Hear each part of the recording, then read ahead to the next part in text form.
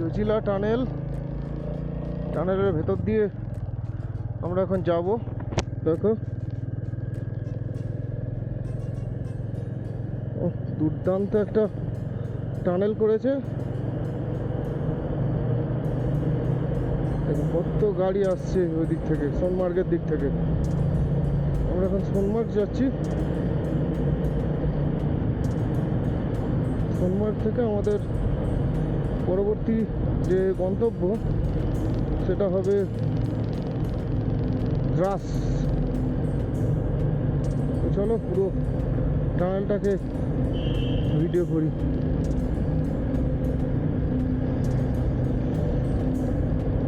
দুর্দান্ত একটা টানেল।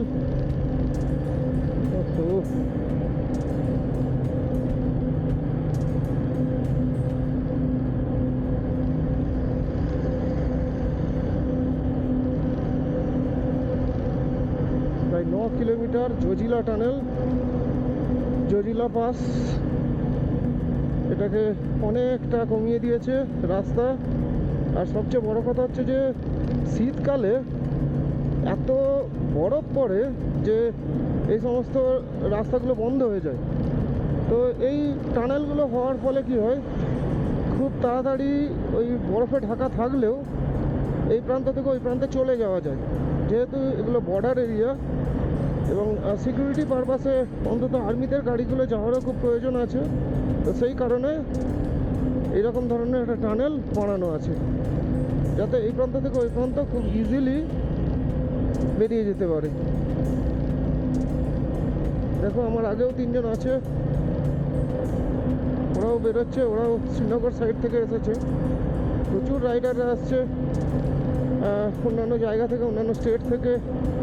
সব ওই জজিলা টানেলের মুখে দাঁড়িয়ে ফটো ভিডিও করছে, করে তারপর এগোচ্ছে। ঠিক সেম আমরাও করেছি অবশ্য।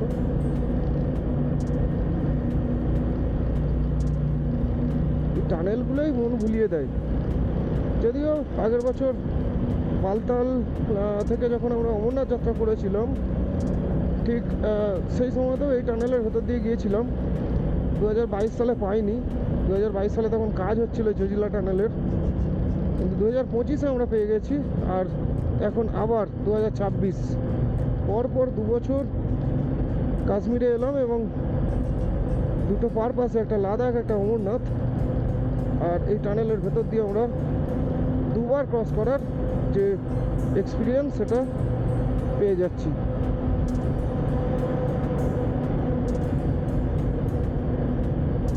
প্রায় 11 কিলোমিটারের মতো এই টানেলটা, বেশ বড়।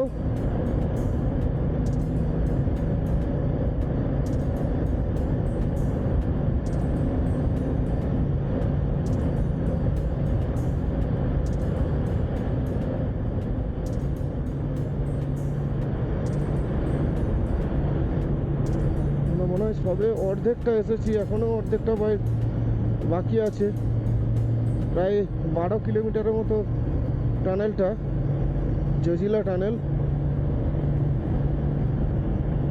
হাইওয়েগুলো এখন জম্মু কাশ্মীরে দুর্দান্ত করেছে। অসাধারণ সুন্দর সুন্দর হাইওয়ে করেছে, ভাবা যায় না।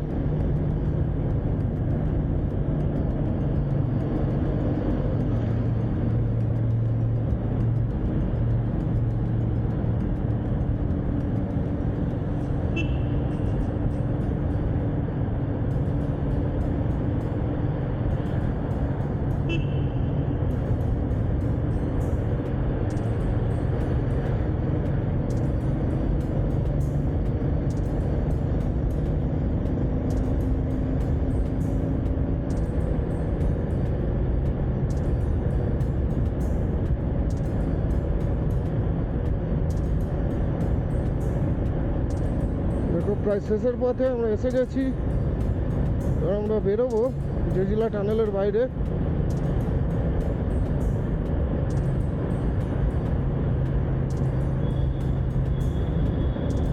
অসাধারণ,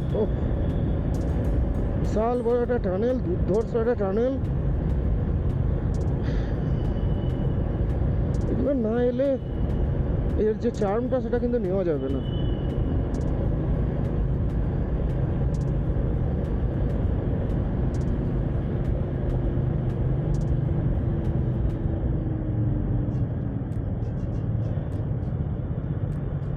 বেরিয়ে পড়লাম একদম জাস্ট টানেলটা দিয়ে। দেখো